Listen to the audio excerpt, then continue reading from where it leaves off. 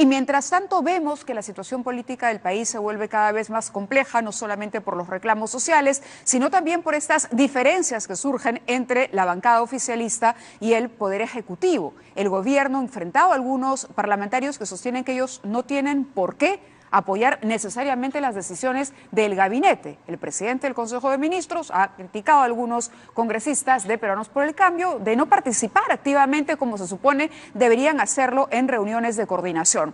Para comentar este tema y la posibilidad que algunos analistas han planteado de tener un gabinete mucho más político, que es algo que se viene pidiendo desde hace algún tiempo, antes de que el presidente llegara a este 19% de aprobación al que ha llegado según las últimas encuestas de GFK. Está con nosotros alguien que ha sido presidente del Congreso, que ha sido presidente del Consejo de Ministros, político de larga data y que además recientemente habría sido voceado como una posibilidad para participar de este gabinete multipartidario. El congresista Javier Velázquez Quecén está con nosotros. Bienvenido. Buenas noches, Mavila. Gracias por la invitación. Bueno, he leído su nombre en algunas columnas, ya lo lanzan, dicen usted tendría que ser el hombre que opere políticamente y tendría que darse un acercamiento con una fuerza política como el APRA para poder despertar a este gobierno que aparentemente ha sido capturado, según también se critica, por una tecnocracia que no va a permitir que en el ámbito político se pueda desempeñar como debe. Bueno, son generosas especulaciones. Yo soy un hombre partido, soy militante del APRA y creo que cualquier participación tendría que pasar primero por el partido. Creo yo que por cómo está diseñada la Constitución, el primer ministro tiene que tener un atributo y una característica fundamental, ser un hombre de confianza del presidente. Porque si tú ves lo que ha pasado en los últimos 15 años cuando han convocado personalidades para salvar a un gobierno que estaba en el descrédito popular, Ajá. y algunos primeros ministros venían con su agenda bajo la mano, lo único que generaban era la profundización de una crisis política. Dicho esto, creo que el gobierno tiene primero que resolver fisuras que son insalvables y que no la van a poder de ninguna manera superar ministros que sean convocados de cualquier bancada. Por ejemplo, fíjate, en el tema de la huelga magisterial no hay una coordinación sectorial de los sectores, de los ministerios con relación a los objetivos generales del gobierno. Te lo explico mejor. La ministra accede a que los parlamentarios vayan como veedores y luego fueron negociadores de un diálogo con los dirigentes de la huelga magisterial, y simultáneamente el ministro Basombrío lanza una camionada de combustible a ese hecho y impide que la ministra reciba al señor Pedro Castillo, los dirigentes. Ahí no hay una coordinación, y además porque resulta absolutamente inconveniente e inexplicable que en diciembre del año pasado, el Ministerio de Educación le haya duplicado las licencias al SUTE de Patria Roja, que ya no tenía ninguna representación. Exactamente. Eso es uno. Y lo otro, creo yo, de que primero el gobierno tiene que ordenar es, por ejemplo, la relación de su bancada con el Poder Ejecutivo. Lo que ha dicho el primer ministro es grave. Y creo que él ha debido ser el que debería patrocinar un acercamiento de estos 7, 8 parlamentarios, que a veces por temas de falta de una relación más fluida, impiden que la bancada actúe cohesionadamente. Entonces, si el gobierno no tiene cohesionado su gabinete y no tiene cohesionada su bancada, yo creo que poco pueden hacer las personalidades o los miembros de otras bancadas que puedan ser convocadas, exactamente, que podrían ser convocadas, atendiendo, si es que en algún momento se atendiese la sugerencia que se hace cada vez con más insistencia al gobierno, dada esta situación. Ahora, en ambos casos, tanto en el caso del manejo de la huelga magisterial como en el caso de la relación con la bancada, el asunto recae, se siente en la figura del presidente del Consejo de Ministros, ¿no es cierto? El señor Zavala, si tiene dos ministros con posiciones contradictorias o que podrían entre ellos involuntariamente boicotear una negociación que pudiese haber llegado a buen puerto con la ministra Martens, ¿no? El rol ahí del presidente del Consejo de Ministros era importante para diseñar una estrategia de cómo el Ejecutivo aborda la solución de esa huelga. Y en el otro lado, en el lado de la bancada, también tendría que ser el puente que vincule las decisiones del gabinete con los congresistas.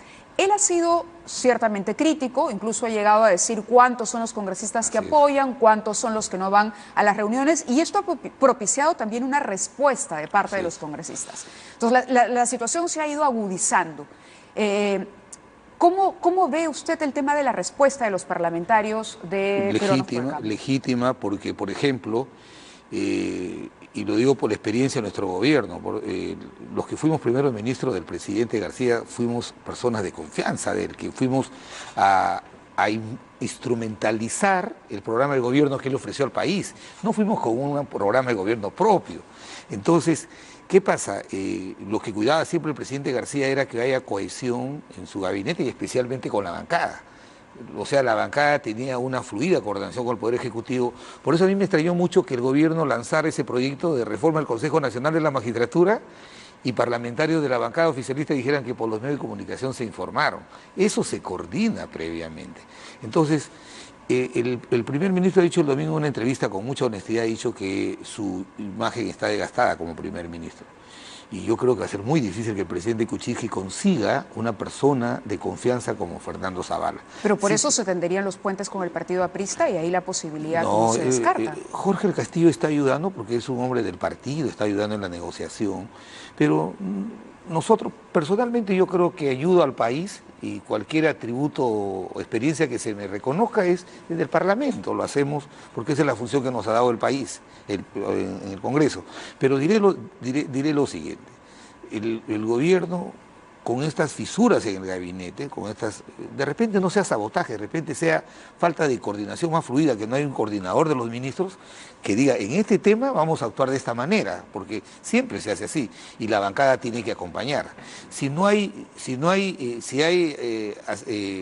descoordinaciones como estas, lo único que muestran es un gobierno débil, fácil de ser perforado, como este hecho de la huelga magisterial que nace en el Cusco. El Congreso le advierte a la ministra, se arma un grupo de trabajo en la Comisión de Educación y desde octubre del año pasado le pedimos a la ministra que resuelva el tema de los contratados, el tema de los nombramientos interinos, el tema del piso salarial, y no tomaron conocimiento de eso. Luego surge en el Cusco, escala a nivel nacional y escala las demandas, y ahora estamos entrampados con un pequeño grupo de dirigentes políticos que obviamente quieren echarse abajo la reforma magisterial. Pero asustan pareciera que tampoco van a poder, porque también han perdido fuerza. Es indudable que ha perdido fuerza, pero lo que ha dejado es una situación de latencia, de amenaza latente. Sí, el gobierno quiere acabar con la huelga por inanición. Pero cada día que pasa es cada día que los niños pierden un día de clase, que son irrecuperables. Entonces yo no me pondría, en esta circunstancia, yo no me pondría a hacer fuerza, a decir, bueno, vamos a aplicar el principio de autoridad, que no lo pude aplicar meses atrás, para decir que poco a poco vayan regresando los maestros. Y los alumnos que día a día no van a clase, ¿acaso el programa de los desayunos escolares está funcionando, por lo menos para estimular que los chicos vayan al colegio? Entonces, ¿usted recomendaría que todavía se reabra este diálogo que ya desde el Ejecutivo han dicho no hay posibilidad? Mira, todavía queda un pequeño espacio de diálogo. Si hay que dialogar con esta gente por los niños del Perú, hay que hacerlo, porque ¿qué es lo que pasa? No pensemos en los días de huelga, en los pagos, en los descuentos, en el reemplazo de los trabajadores nombrados por nuevos, porque eso está prohibido por una ley. Pensemos en los niños, se siguen perdiendo clases. Ahora, la reflexión que yo hago es lo siguiente. El gobierno tiene un pequeño espacio para utilizar los medios de comunicación y explicarle a los maestros que el programa de evaluaciones tiene objetivos concretos, racionales, que tienen como propósito un enfoque formativo, no punitivo. ¿Qué significa esto? Que lo que pretende el gobierno es capacitarlos para que ellos se formen en base a los nuevos contenidos que la educación moderna está planteando en el país, y que no resulte insostenible que el gobierno o que el Estado pueda promover una evaluación para echarse 10.000, 15.000 maestros a la calle. Eso socialmente es inaplicable. Ese no es el objetivo que persigue la evaluación, sino poner en valor el recurso humano más importante que tiene la formación educativa, que es los maestros. Y los maestros tienen que entender eso a través de que se les presente todo el flujo de los procesos de evaluación muy claros y concretos. Eso no se ha hecho.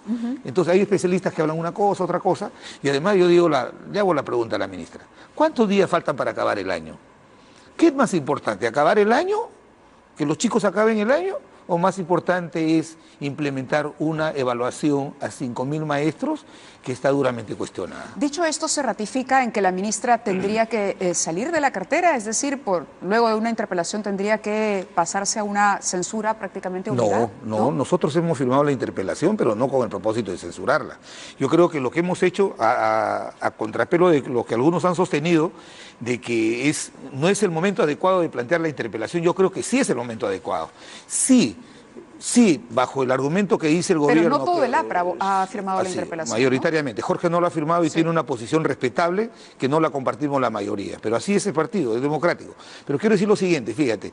Si el gobierno sostiene que no van a ceder al CONAR y al MODAES que están enquistados en la conducción de esta protesta, y yo no creo que sea así, porque hay cientos de miles de maestros que están luchando legítimamente por la defensa de su trabajo. Pero si fuera así, si tiene casi perturbado al Poder Ejecutivo con este problema, ¿por qué el Parlamento va a tener que parar su acción de control y fiscalización y someterse a la gente del CONAR? ¿Es oportuno? Sí, es oportuno. ¿Sí? Sí, mira, ¿sabes qué? Las interpelaciones no son para ponerle una condecoración a los ministros. Las interpelaciones son para llamar a los ministros y pedir que expliquen sobre hechos que son importantes para el país. Este es un hecho importante. Pero me remito a declaraciones suyas. 1 de agosto, congresista Velázquez Quisquén aseguró que la ministra de Educación, Marilu Martens, calificaría para una interpelación y una eventual censura. Si hay algo por lo que yo votaría para la censura de la ministra es por el mal manejo de la huelga de maestros. Sí. Estas son declaraciones suyas. ¿Hoy usted se retracta de esto? No me retracto, sino que son parte de una declaración más integral que di. Cuando me preguntaron, ¿debería ser interpelada por lo de que su hijo había postulado para una beca? Yo dije, yo no creo que ese tema dé para una interpelación. Lo que sí daría es porque se le escapó de las manos el tema de la huelga en Arequipa, que ha escalado a nivel nacional y que está generando esta percusión en el país. Dije, da para una interpelación y una eventual censura, porque una de las consecuencias puede ser la censura, otra no. Entonces, pero fue una apreciación personal. Ahora en la bancada hemos acordado por mayoría apoyar la interpelación, pero el tema de la censura no lo vamos a apoyar hasta que no veamos los resultados de la huelga. Hasta que no vean los resultados. Ahora, ¿no lo apoya por convicción o porque le han llamado la atención al interior del partido, como por ahí cuentan algunas fuentes? No, la decisión la ha tomado Mauricio. Que le han pedido a usted concretamente que no sea tan duro con la ministra y que no es el momento de actuar así, por lo menos para el partido aprista. Mira, nosotros hemos venido apoyando. Si no sabe, Mávila, el año pasado personalmente fui a hablar con la ministra, con su viceministra. Le dije, ministra, el tema de los contratados, el tema de los directores que habían ganado por concurso su plaza de educación básica y que abusivamente se les aplicó una evaluación de conocimiento cuando la ley expresamente hablaba que deberían hacerles una evaluación de desempeño. El gobierno, la actual ministra, reconoció que por falta de infraestructura habían cambiado el sentido de la evaluación. Con ese tipo de actitudes que generan dudas en los maestros, ¿cómo los maestros se van a someter a una evaluación si es que no tienen claro cuáles son los procedimientos para aplicarlo?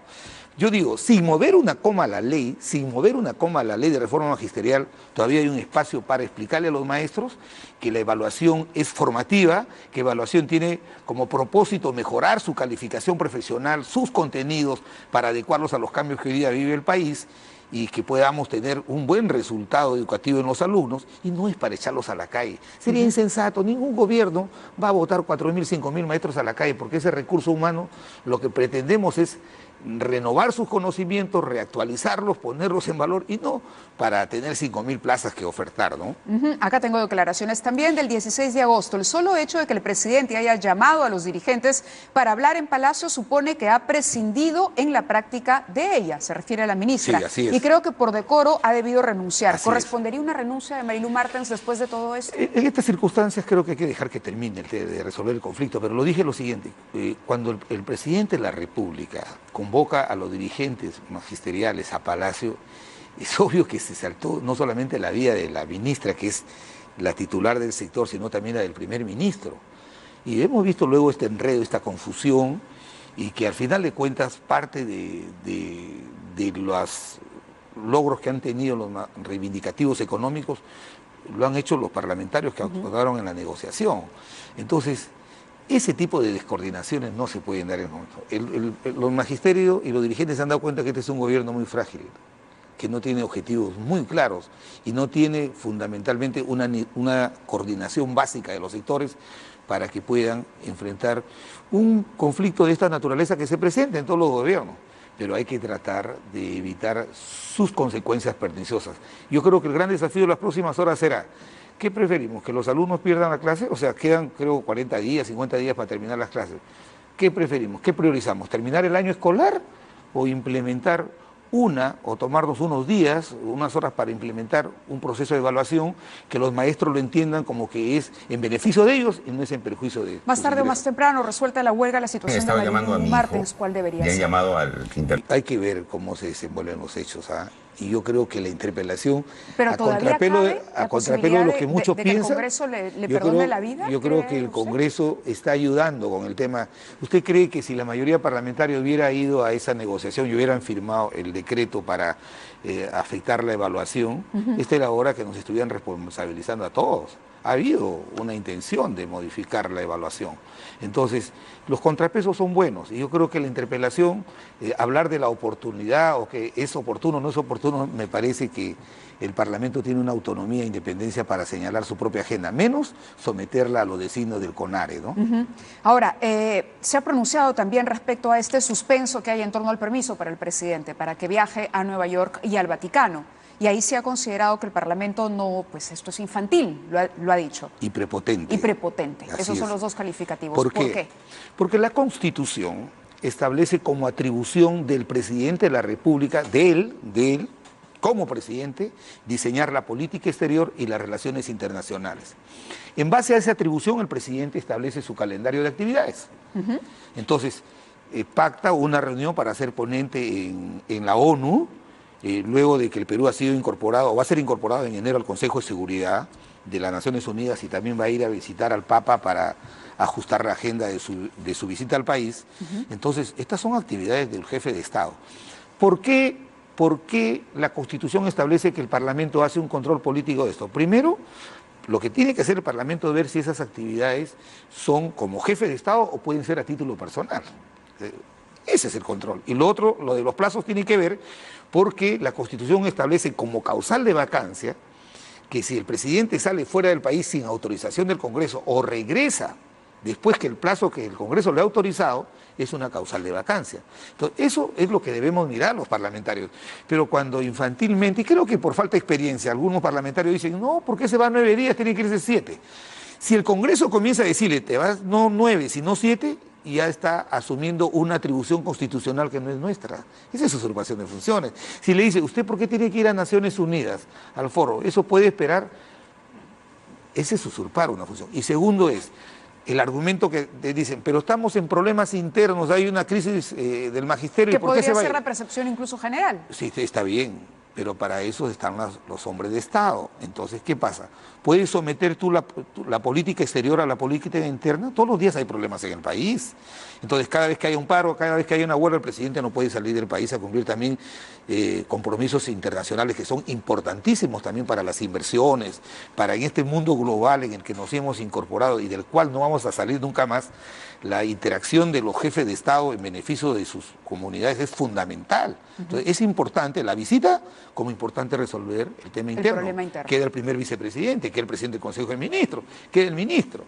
Entonces, a mí me parece a veces que la fuerza de los números y los votos no puede imponerse a la razón. Yo creo que hay que actuar con un sentido de sensatez y las cosas en su lugar, ¿no? ¿Descarta de plano entonces que el APRA pueda participar de un gabinete multipartidario de darse el caso en los próximos...? Eso tendrían que preguntarle a Mauricio Mulder y a Rodríguez Zabaleta, porque yo ya no soy dirigente del partido, soy militante. Y pero cuando su opinión como militante... en el supuesto negado que se diera esta posibilidad, tendría que ser una convocatoria institucional y el partido, a los que somos hombres de partido, tendría que autorizarlo. El partido, ese es el circuito de asunción de responsabilidades que hacemos en el APRA, ¿no? Correcto. Muchísimas gracias por haber estado con nosotros. Gracias, María. Era Javier Velázquez Quisqueñi.